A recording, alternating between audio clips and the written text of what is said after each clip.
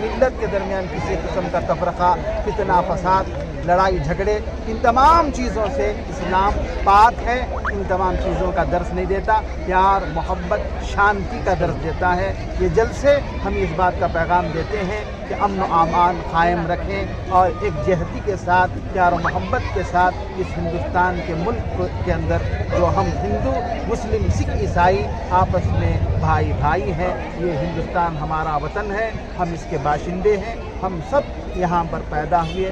وطن سے محبت کرنا یہ ایمان کی علامت ہے، وطن سے غداری کرنا یہ بے ایمانی کی علامت ہے۔ ہم ایمان والے ہیں، وطن سے محبت کرتے ہیں، وطن کے ہر قانون کو مانتے ہیں۔